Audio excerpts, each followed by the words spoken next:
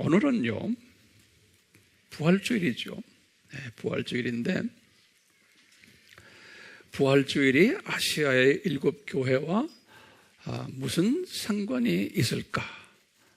라는 질문을 한번 우리가 던지지 않을 수가 없어요. 우리가 아시아의 7교회 중에서 지난 시간에 각 교회에 보낸 예수님의 정체성 우리 기억나시죠? 그 예수님의 정체성에서 예수님께서 말씀하시기를 서머나 교회에 이런 말씀 예수님 하신 것 기억나시죠? 나는 처음과 마지막이요, 그리고는 죽었으나 살아난 하나님이다. 계시록 2장 8절에 이렇게 말씀하셨어요. 이 말은 서머나 교회에 부활절 메시지를 가르쳐 주신 거예요. 우리가 알다시피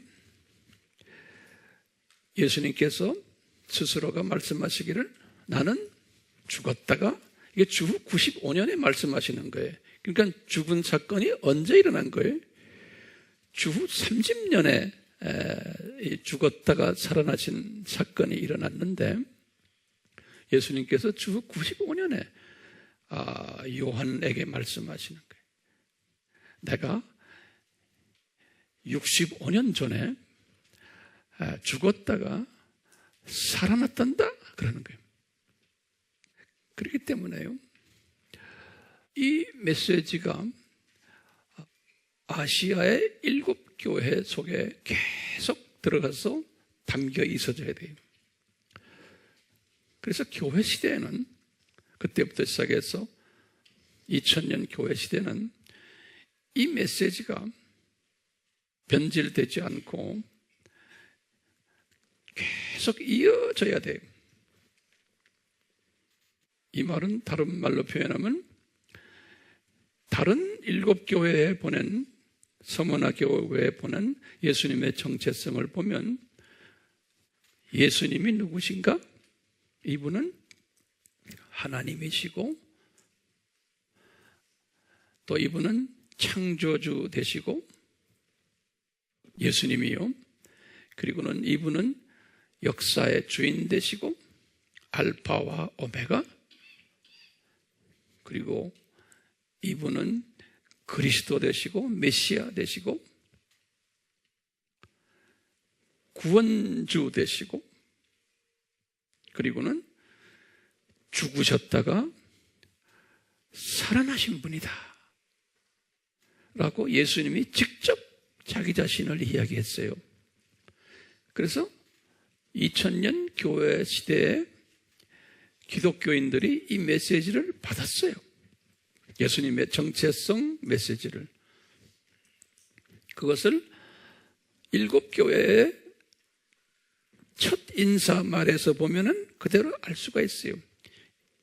이미 받은 거예요. 받았는데 예수님께서는 어떤 또 예언을 하셨냐면, 이 교회 시대에 이 나의 정체성에 누룩이 들어갈 것을 또 디자인하셨어요. 예수님이 이 정체성에 누룩이 들어갈 것을 디자인하셨어요. 언제부터 디자인하셨어요? 우리 지난 시간에 공부했죠? 창세 전에. 마태복음 13장 35절에. 근데 이 누룩이 처음에는 한 여인이란 건 크리스찬 또는 교회예요. 한 여인이 몰래 집어넣게 만들었다는 거예요. 그래가지고 그것이 부풀어지고. 그러다 지금 오늘날 예수님의 재림 전에는 이것이, 이 누룩이 온 천지에, 온 교회 안에 퍼질 것을 예수님이 예언하셨어요. 그런데 신기하게도 이 예언이 오늘날 우리 눈에 보이는 이때 이 누룩이 전 세계에 다 퍼져 있는 것을 볼 수가 있는 거예요. 그것이 뭐냐면 종교 다원주의인 거예요. 예수님의 그리스도 되심을 기독교가 주축이 돼가지고 로마 가톨릭 주축이 돼서 정교회 또 개신교회 주류 교단들이 주축이 돼가지고 이 예수님의 정체성을 변형시켜버린 거예요. 누룩화시킨 거예요. 그래서 예수 그리스도, 그 그리스도가 이슬람의 모하메도 그리스도다는 거예요. 또 불교의 부처도 그리스도라는 거예요. 힌두교의 비슈나 신도 그리스도라는 거예요. 그리고는 함께 기독교의 그리스도는 예수라는 거예요. 이렇게 기독교의 그리스도는 예수도 하니까 그것만 들으면은 진짜죠. 근데 거기에 토시들이 있어요. 그 예수는 기독교인들만 부르는 그리스도고 타 종교 사람들은 자기네 종교에 따라서 그리스도가 따로 있다는 거예요. 이것을 누가 디자인한 거예요? 로마 가톨릭 신학자들이, 정교회 신학자들이, 개신교의 주류 신학자들이 만들어낸 거예요. 이 그룹들을 뭐라고 불러요? WCC라고 부르는 거예요. 지금 전 세계 기독교의 80% 가까이가 이들 교단 속에 속해 있는 거예요. 그렇다고 해서 그 안에 있는 모든 기독교인들이 다 그렇다는 게 아니에요. 우리가 7교회를 또 계속 공부해 보면 그래요. 그 안에 소수가 그렇지 않은 사람들이 남아 있어요. 그러면 이것이 왜 이렇게 됐느냐라고 질문을 던져보면은 우리가 뭐라고 대답해야 돼요? 이것은 누구의 잘잘못도 아니고 예수 그리스도의 이게 디자인이구나. 이것을 우리가 깨닫게 되는 거예요. 그것을 우리 지난 시간에 무슨 기능이라고 말했죠? 역기능이라고 그랬어요. 어떻게 하느냐? 예수님이 이걸 미리 다 예언하셨어요. 그러니까 이것은 예수님이 디자인하셨기 때문에 예언하시는 거예요. 우리의 무슨 잘못 때문에 아니에요. 자, 이게 우리가 지금 봉착해 있는 우리의 딜레마예요. 대부분의 하나님의 자녀들은 이것을 무찌르려고 지금 무척 애를 쓰는 소위 복음주의 사람들 했지만 이게 무찌러집니까? 안 집니까? 안 지게 돼 있는 거예요. 더 강하게 돼 있는 거예요. 왜? 이게 마태복음에서는 13장에 이것이 천국의 신비다 그랬어요. 자, 이제 이런 차원에서 오늘요 우리가 아시아의 7교회를 한번 볼 텐데, 특히 지난 시간에는 아시아의 7교회 속에 숨겨진 예수님의 정체성을 지난 시간에 우리가 공부했어요. 오늘은요 그 7교회 속에 숨겨진 예수님의 교회관을 살펴보게 될 거예요. 예수님의 교회관.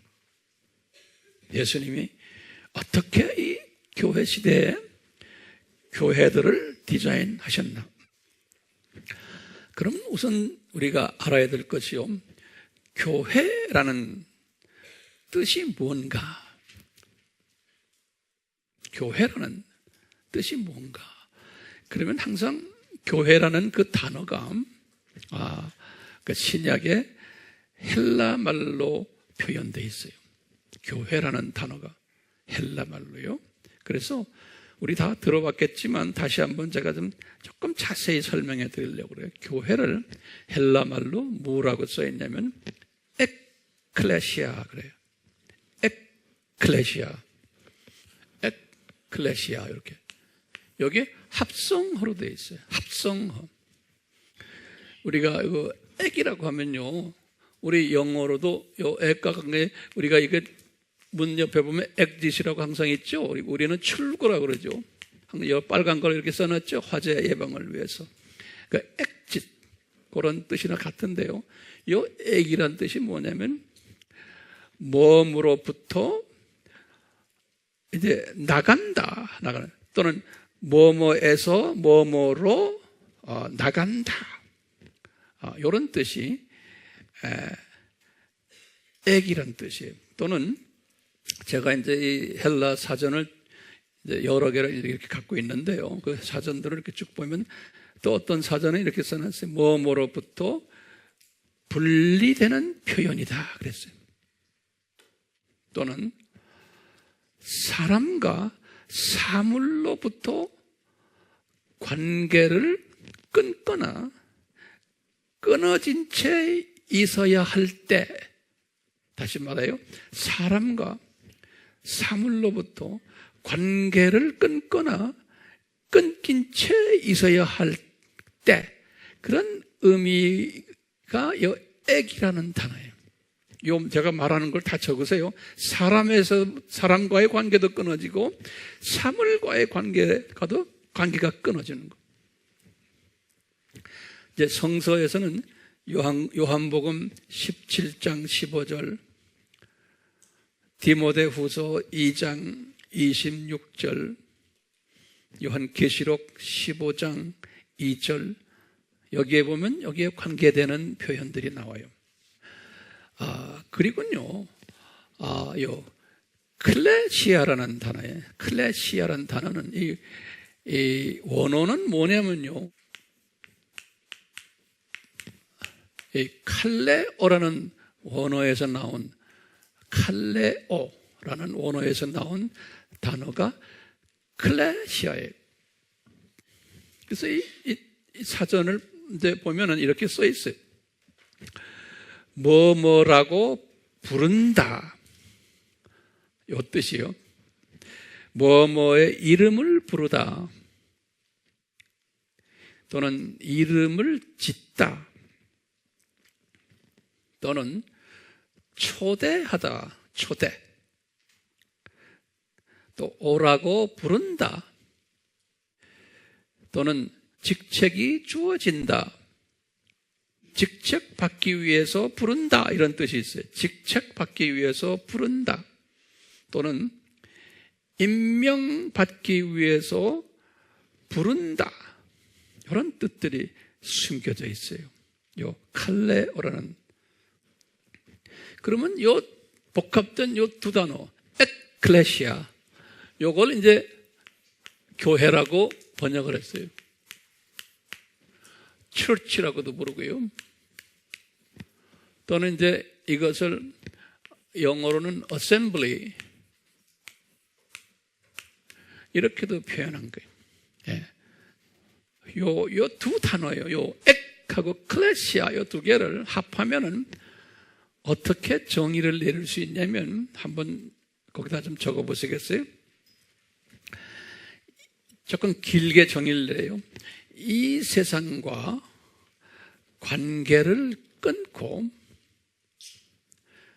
분리되어 불리움 받아 직책에 임명되어 사명 감당하는 자들이 모인 개인 또는 그룹 또는 장소에, 엄밀한 의미에서 보면요, 이 세상과 관계를 끊고 분리되어 불리움 받아 직책에 임명되어 사명을 감당하도록 된 사람들이 모인 개인과 그룹과 또는 장소다. 이렇게 이제 해석을 하시면 되겠어요. 교회라는 그 뜻이. 해석이 됐어요? 네. 자, 성서에 보면요, 이 교회를요, 크게 둘로 대별을 해요. 둘로 해요, 교회를. 첫째는요, 비기독교적인 용어로, 다시 말하면 비기독교인들이 모인 공동체를 사용한 부분이 성경에 한 번 있어요. 사도행전 19장 39절에 보시면 그런 모습이 있지만, 나머지는 다, 두 번째는 기독교 용어로 사용한 거, 기독교 용어로. 첫 번째 기독교 용어로 사용하신 것은 보면요, 구약에서 이스라엘 백성들의 모임, 그것을 항상 이 단어를 썼어요. assembly라는 단어를 썼어요. 그러니까 거룩한 목적으로 하나님의 백성들인 이스라엘 백성들의 모임, 성경 구절을 좀 드릴게요. 신명기 4장 10절, 또 31장 30절, 사사기 20장 2절, 사무엘상 17장 47절. 그다 이스라엘 사람들의 모임을 말할 때 이 단어를 썼어요. 신약에 와서는요, 더 다양하게 이 단어를 썼어요.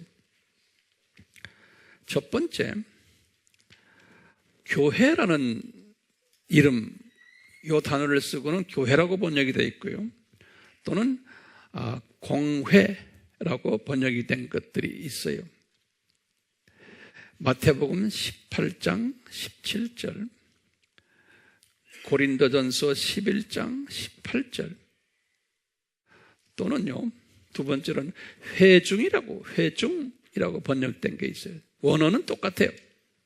번역을 그렇게 했어요. 왜냐하면 앞뒤에 그 상황을 보세요. 이 회중이란 뜻은 뭐냐면, 한 지역에 모여 사는 기독교인들을 총괄할 때, 한 지역에 모여 사는 기독교인들을 총괄할 때, 사도행전 5장 11절, 사도행전 11장 26절, 15장 3절, 여러 군데 있어요. 그것만 그냥 대강 아시면 돼요. 그 다음에 이제 세 번째로 같은 원어인데 그 표시를 어떤 때 했냐면,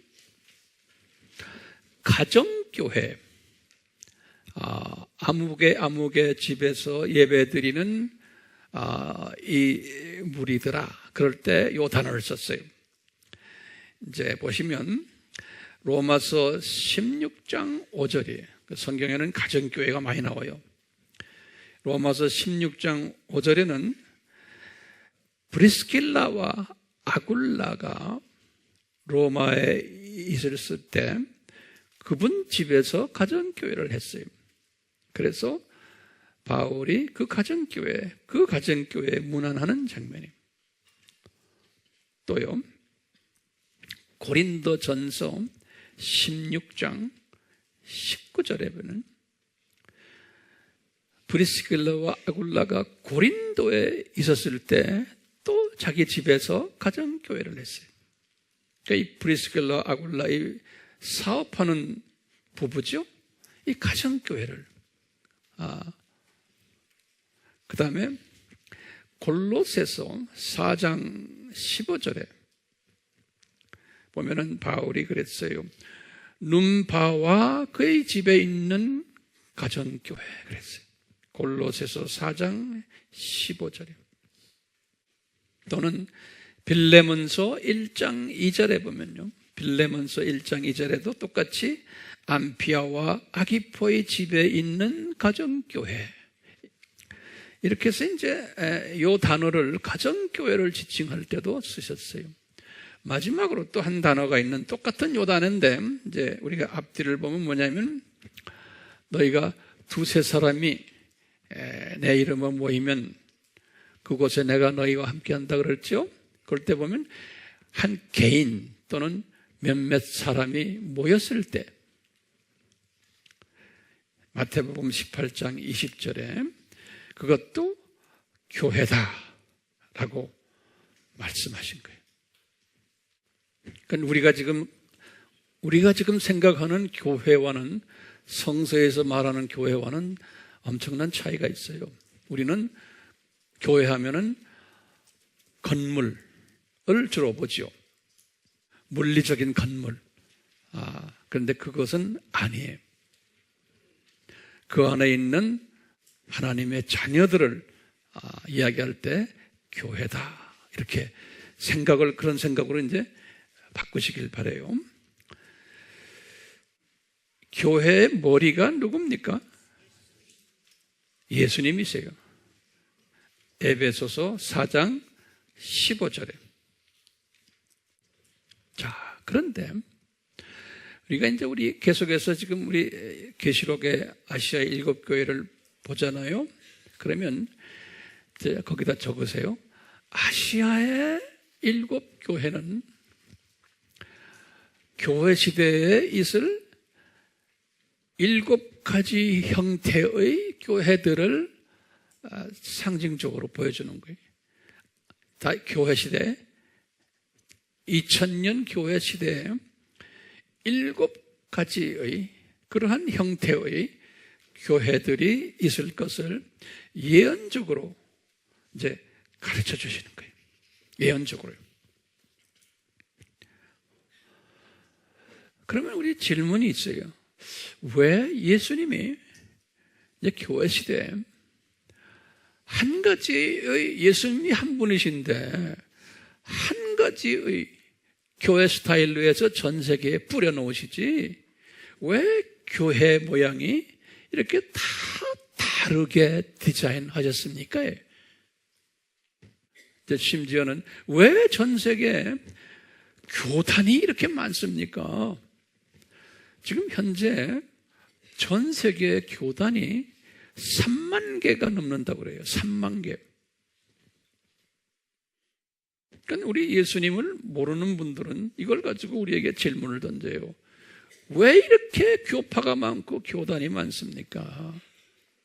한 예수님이신데, 한 복음인데, 우리가 지금 이 부활절을 지금 이렇게 지켜도요, 전 세계에서 지금 부활절 하지만요, 부활절의 의미가 굉장한 많은 다른 의미로서 각자가 다른 의미를 가지고 부활절을 지금 섬기고 있어요. 우리나라도 마찬가지예요. 부활절이라고 그래서 공영방송이나 이런 데 부활절 예배 드리는 모습을 몇 군데 이렇게 보여주지만 세상 사람들은 그 정도로 알고 있지만 우리가 영적인 측면에서 들여다보면 엄청난 다른 모양의 부활절들을 지금 지키고 있어요. 그 말은 내가 나중에 또 조금 설명해 드리려고 그래요. 그러면 질문을 좀 던지세요. 왜 예수님이 교회 시대가 시작하기 전에 왜 이런 다양한 교회들을 디자인하셨나? 교회 시대가 본격적으로 시작하기 전인데 왜 아시아의 7교회들을 미리 예정하시고 요한에게 이런 교회들에 대해서 쫙 설명해 주는 거예요. 예. 그리고는 예수님의 정체성까지도 각 교회에다가 다 가르쳐 주셨어요. 근데 나중에 교회 시대의 역사를 보면, 2000년 역사를 보면 그 예수님의 정체성 그대로 예수님을 따랐던 교회들이 많지가 않아요. 그렇게 정확하게 정체성들을 가르쳐 줬는데도. 자, 왜 이렇게 다양하게 교회들을 디자인하셨나? 그러면 첫 번째 딱 우리 이유를 대야 돼요. 첫 번째 이유는 뭐냐면, 이건 굉장히 중요한 개념이에요. 첫 번째 이유는 뭐냐면 전지하신 하나님이시기 때문이다. 우리 예수님이 전지하신 하나님이시기 때문이다. 내가 지금 변증적으로 말씀을 드리는 거예요. 그러면 전지하시다는 뜻은 무언가? 이거 적어놓으세요. 알아도 적어놓으세요. 전지하시다는 뜻은 무언가? 그러면요, 항상 우리가 어떻게 설명해요? 과거도 아시고 현재도 아시고 미래도 아시는 분이시다라는 뜻이 전지하신 하나님이라는 거예요. 제가 반복해요. 과거도 아시고 현재도 아시고 미래도 다 아시는 분이, 미리 다 아시는 분이지. 미래에 무슨 일이 일어날 것을. 제가 전지하신 하나님이다 그러면 성경에 여러 군데 나오지만 몇 군데 성구를 드릴게요. 자주 드리지만 또 드려야 돼요. 마태복음 10장 30절. 우리는 이런 것들은 기본적으로 알아야 되기 때문에 자꾸 반복을 해야 돼요. 로마서 8장 29절. 로마서 11장 33절. 또 히브리서 4장 13절. 또는 시편에 가서 구약에 시편 147편 5절. 이 외에도 여러 군데 있지만 제가 이렇게 몇 개를 드렸어요. 이 전지하신 하나님이, 예수님이, 여호와 하나님이 예수님이에요. 이분이 교회 시대에 한 복음을 떨어뜨려 놨지만, 똑같은 예수 그리스도의 정체성과 복음을 떨어뜨려 놨지만, 이 교회 시대에 사람들이 이 복음을 받아가지고 각자가 다르게 반응할 것을 미리 아셨어요. 제가 다시 반복해요. 이 전지하신 하나님이 예수 그리스도의 정체성을 7교회를 통해서 다 드렸고, 예수 그리스도의 복음을 정확하게 다 드렸는데도, 하나님의 자녀들인데도 수용하는 쪽에서 자기네의 입장에 맞춰서 이것을 다르게 해석하거나 수용할 것을 미리 아셨어요. 그 이유는 뭔가?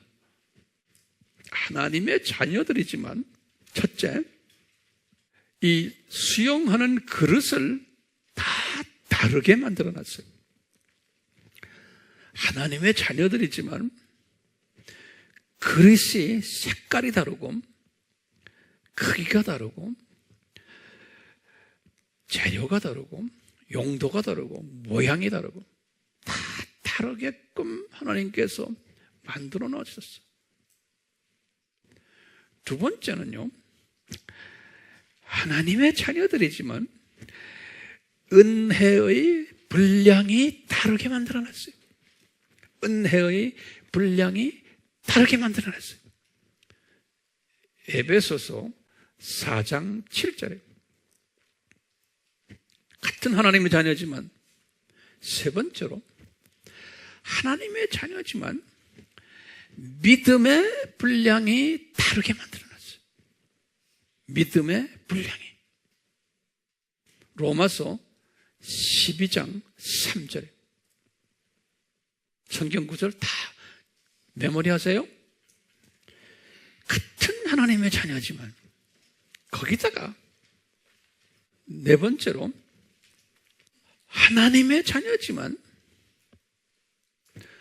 족속이 다르고 문화가 다르고 언어가 다르고 사회 다르고 정치, 경제, 교육, 관습, 전통, 습관이 다 다르게 만들어놨어요. 하나님이요. 그렇기 때문에 같은 하나님의 자녀인데 인생의 가치관이 다르고 세계관이 다르고 종교관도 다르고 같은 하나님의 자녀들인데 예수님을 보는 시각의 차이가 있고 내세관도 같은 것 같은데 다르고 인생관도 또는 물질관도, 가정을 보는 가정관도, 교육관, 다 다양하게 만들어 놓으셨어요. 그렇기 때문에 같은 하나님의 자녀들이지만 이제 천국에, 저 세상에 올라가면은 영광이 서로 다 다르게 돼 있어요. 고린도전서 15장 41절에 또 계층이 다 다르게 돼 있어요. 계층이. 마태복음 5장 19절, 18장 1절, 23장 11절, 디모데후서 2장 20절에서 21절. 그렇기 때문에 이 교회 안에서요, 2000년 교회 역사 속에서 보면 이렇게 다 다양하게끔 만들어 놓으셨기 때문에 교단이 지금 엄청나게 많고, 같은 예수 그리스도의 복음인데 예수님에 대한 이해와 복음에 대한 이해가 다양하게 표출되는 거예요. 그래서 우리가 아시아의 7교회를 딱 보면요, 거기 보면은 한 3부류로 나눌 수가 있어요. 이 아시아의 7교회를 딱 보면요, 어떤 측면에서냐면요, 교회라는 정의가 있어요. 정의. 우리 아까 교회 정의를 내렸죠? 교회 정의를 내렸는데 그 정의에 따라서 정의에 완전히 부합된 교회가 7교회 중에서 어느 교회인가? 첫 번째, 어느 교회예요? 서머나 교회와 필라델피아 교회예요. 이렇게 디자인하셨어요. 두 번째는 절반 정도 부합된 교회가 또 있는 거예요. 교회 이름에 걸맞게 절반 정도. 그 교회들을 보면 우리가 이제 계속해서 자세히 보겠지만 오늘은 말고요, 에베소 교회, 버가모 교회, 두아디라 교회까지 이렇게 볼 수가 있어요. 세 번째로 완전히 비부합된 교회들도 있어요. 사대교회, 라오디게아 교회, 이렇게 우리가 한번 편의상 분류를 해볼 수 있어요. 그러니까 우리 예수님이 교회를 이렇게 만드셔가지고 이 교회가 단순적으로 하나 똑같은 교회를 만들지 않으시고 다양한 교회를 예수님이 만드신 거예요. 왜 그럴까요? 인간의 본성 때문에. 우리 피조물, 아까 그 본성 제가 말씀드렸죠? 피조물은 다른 문화, 다른 언어, 분량이 다르고, 하나님의 자녀인데도 믿음의 분량이 다르고, 은사의 분량이 다르고, 다 다르게 차별화해서 만드셨기 때문에 교회도 획일적으로 한 교회가 될 수가 없는 거예요. 그러다 보니까요, 우리가 이렇게 보면은 질문이 있는 거예요. 그러면 이 예수님이 디자인하신 이 교회들을 보면은, 교회가 이렇게 보면은, 우리가 아시아 7교회를 쭉 보면요, 그 안에 하나님의 거룩성이 잘 보이지가 않아요. 첫 번째, 교회인데 그냥 말썽 부리는 모습들이 잔뜩 거기 써 있어요. 교회 안에. 그렇죠?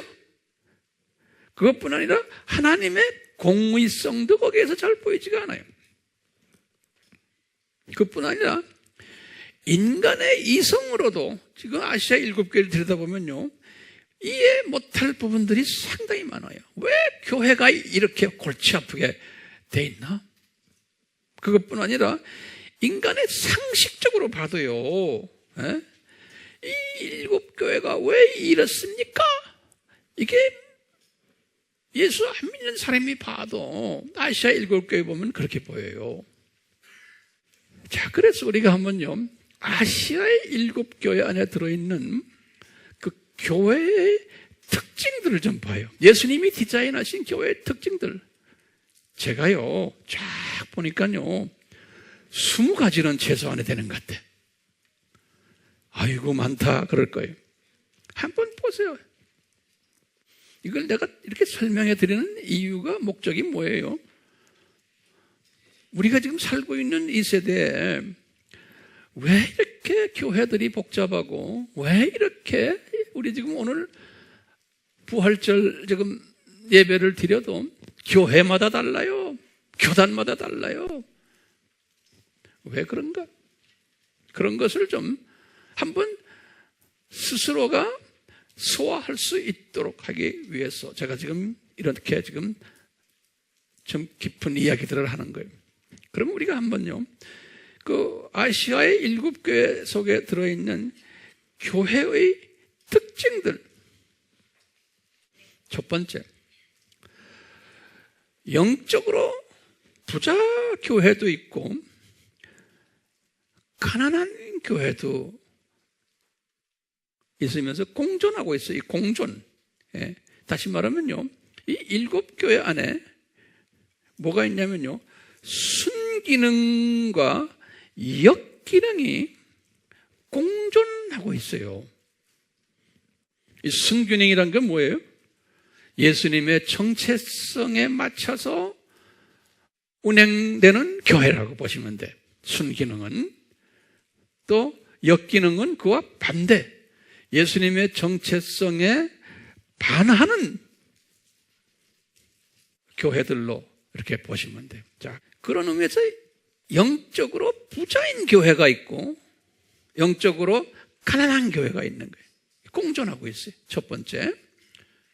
두 번째는요, 물질적으로 부자인 교회와 가난한 교회가 있는 거예요. 지금 이 일곱 교회 안에 보면요, 하나님의 자녀들인데도. 세 번째는요, 환난 궁핍 받는 교회가 있냐면 잘 나가는 교회도 있는 거예요. 네 번째로요, 건전한 교회와, 다시 말하면 숨기는 교회와 사탄의 회당이라고 불리움받는 교회도 있는 거예요. 이 일곱 교회 안에. 다섯 번째로요, 멸류관 받는 교회가 있냐면은 못 받는 교회도 있는 거예요. 여섯 번째로요, 미지근한 교회도 있냐 하면 뜨거운 교회도 있는 거예요. 일곱 번째로, 열린 문 교회가 있냐면 닫힌 문 교회도 있는 거예요. 여덟 번째로, 적은 능력을 가진 교회도 있냐면 큰 능력을 가진 교회도 있는 거예요. 아홉 번째, 예수님의 말씀을 지키는 교회가 있냐면은 불순종하는 교회도 있는 거예요. 열 번째, 예수님의 이름을 외치는 교회도 있냐면 부인하는 교회도 있는 거예요. 시험의 때, 11번째, 시험의 때라는 건 지금 오늘날이에요. 호라 페이라스모스예요. 그러니까 예수님 재림 직전이라는 소리예요. 시험의 때 지킴받는 교회가 있냐면 못 지킴받는 교회가 있다는 거예요. 이 지킴받는다는 건 뭐예요? 예수님의 정체성이 변질되지 않도록 지킴을 받는 교회가 있어요. 이 시험의 때, 이 마지막 때, 이 다원주의가 범람하는 때 많은 교회들이 그 다원주의에 빠져버리는 교회들이 많은 게, 지킴받지 못하면. 12번째, 민족을 다스리는 권세를 받은 교회가 있고 못 받는 교회가 있다는 거예요. 계시록에 다 기록된 것을 제가 그냥 이렇게 말씀드리는 거예요. 13번째, 하나님의 성전의 기둥이 되는 교회가 있고 아닌 교회가 있어요. 성전의 기둥이 되는. 14번째, 새 예루살렘으로 들어가는 교회가 있냐면 못 들어가는 교회가 있고요.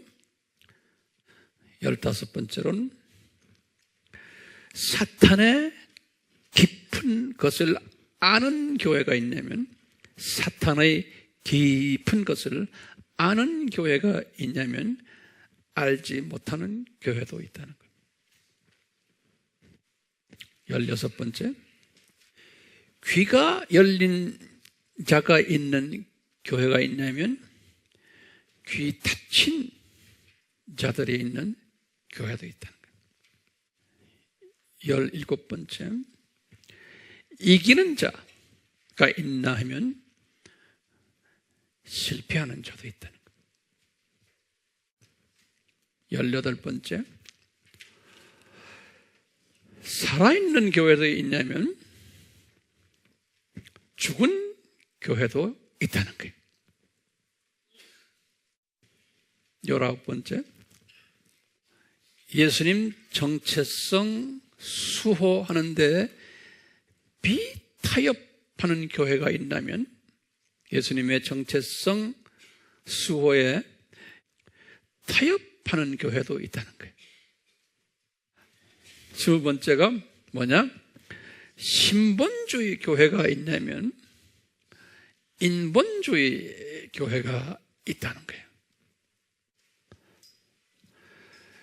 우리가 이제 이 교회 시대에 이렇게 한 20가지의 순기능과 역기능이 공존하면서 교회 시대, 교회 안에서 일어나고 있는데 특히 예수님의 재림 전에는 예수님께서 하신 말씀이 있어요. 교회 안에 산고가 있을 거라는 거예요. 산고. 다시 말하면 이제 산고라는 건 뭐죠? 아기를 뵌 것이 언제예요? 임신한 것이. 교회 시대의 시작이에요. 예수님의 복음을 뵌 거예요. 예수님이 태어나고 예수님이 오늘 이제 다시 예수님이 부활하셨잖아요. 그래서 교회가 시작되잖아요. 그러니까 예수님의 초림 때 이미 예수님이 교회 안에서 임신을 했나, 임신된 거예요. 그런데 예수님께서 뭐냐면 이제는 재림 때가 되면 예수님이 이제 소위 다시 태어난다고 보면 돼요. 예수님이 승천에 올라가셨다가 예수님의 재림을. 그래서 예수님께서는 어떤 표현 썼냐? 산고가 있을 거라는 거예요. 그러니까 교회가 예수님을 쭉 뵈고 있다가 임신해 있다가 우리 어머니들 산고라는 건 산고가 이제 처음에는 뭐 몇 초에 한 번씩 몇 분에 한 번씩 이러다가 이제 몇 초로 가고 하던 듯이 예수님이 재림이 가까울 때 되면 이 산고가 아주 심해진다는 거예요. 그럼 산고가 일어난다는 것은 누가 나타나기 위해서예요? 예수님이 나타나시기 위해서 산고가 심하게 일어날 텐데 마태복음 24장 8절에 보면 그래요. 산고가. 이 산고는 심하게 일어나는데 이 복음의 산고 중에 가장 심한 산고가 뭐예요? 예수님의 정체성에 상처를 주는 거예요. 그러니까 오늘 부활절도 이 정체성의 상처를 가한 메시지들이 엄청나게 많은 거예요. 전 세계가요. 그러니까 어떤 부활절 메시지가 그런 메시지예요? 예수님의 교회가요, 신상을 부인하는 거예요. 오늘날 이 자유주의 종교 다원주의 사람들은요, 예수님의 그리스도인데 예수님이 one of them. 불교 그리스도나 유교 그리스도나 이슬람 그리스도나 같은 레벨의 그리스도라는 거예요. 그 말은 뭐냐면 예수님이 하나님이 아니시고 부처 레벨이고 마호메트 수준인 인간이라는 거예요. 그러니까 예수님이 그냥 유명한 현명한 인간이라는 거예요. 여기까지 지금 내려온 이 누룩이에요. 그러니까 이분이 괜찮은 인간이다.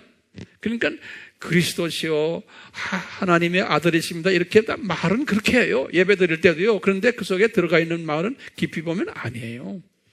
그러니까 많은 사람들이 속임을 당하고 있어요. 교회 가면 다 예수 그리스도 부활하셨습니다. 할렐루야 아멘 찬양 다 부르고 다 하는데요. 80%의 전 세계의 지금 기독교가 이 부활절 예배가 그렇게 돼버린 거예요. 그러니까 어디에다 갖다 맞추냐면 부활절에 갖다가 여러분들 지금 고생하시죠? 사업이 잘 안 됐죠? 뭐 건강이 좀 나쁘죠?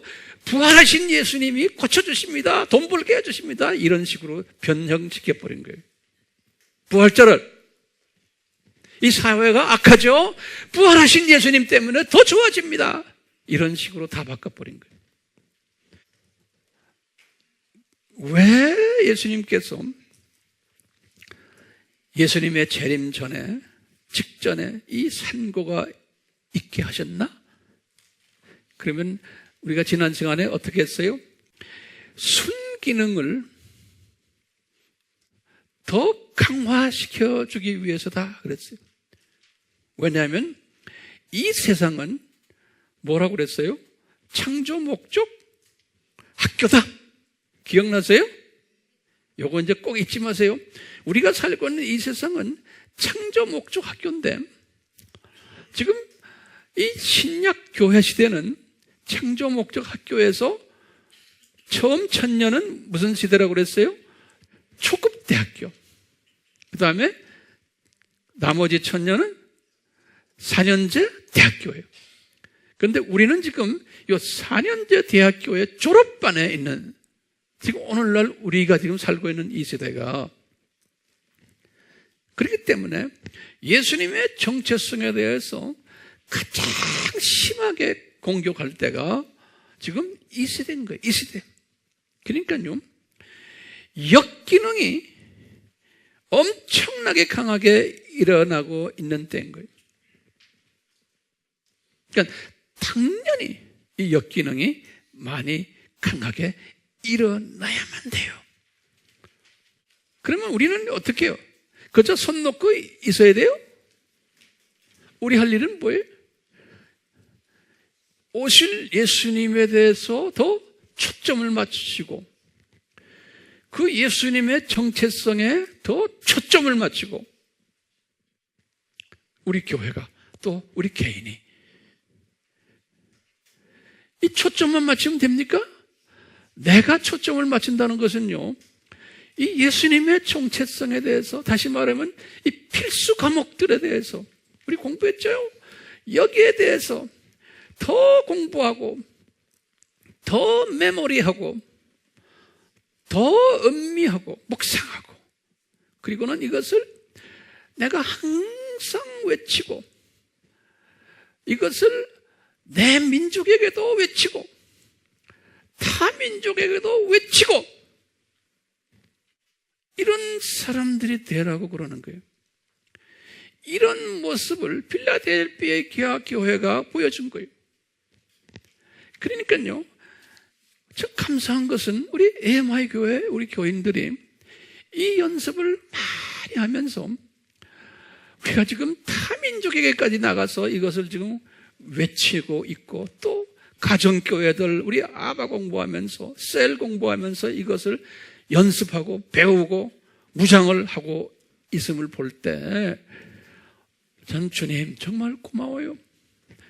우리 교인들 거의 대부분이 이 반열에 들어온 우리 아미의 권속들 주님 우리에게 엄청난 이 세대에 사명을 주셨군요.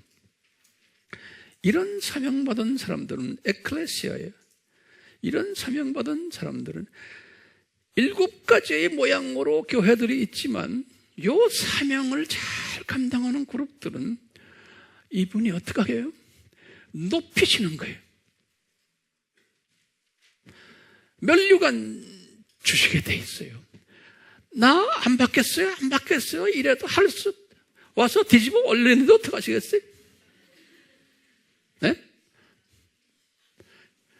그러면서 이런 분들은 이 험난한 이 마지막 때 이 누룩이 차 있는 이 세상을 보는 시각이 달라지는 거예요. 우리나라의 지금 남북 문제, 진보 정부가 지금 저렇고 그 사람들 그렇게 해야 돼요? 안 해야 돼요? 해야 되는 거예요. 이런 정부가 있어야 돼요? 전 세계가 지금 이렇게 가고 있어요. 전 세계가요. 우리나라만이 아니에요. 예수 그리스도 외에는 생명이 없다라는 외치는 사람들은 저쪽 코너에 멀리 기대 있는 세상이 이 세상이에요. 지금 오늘 우리 두 아가가 지금 세례받았죠? 이놈들 철저하게 훈련시켜야 돼요. 이놈들 이런 세계에서 태어난 놈들이에요. 그런데 우리가 이 지금 사상에 탁 접해 있으면은 우리가 열린문 교회가 돼가지고 이방 사람들, 내 국민들이 이 주님의 정체성을 배우려고 추루 부활절이 뭔지를 배우기 위해서 드나드는 교회가 될 때 주님은 우리 자녀들을 책임지세요. 왜요? 호라 세이라스모스 때 내가 너희들을 지켜주겠다 그러셨어요.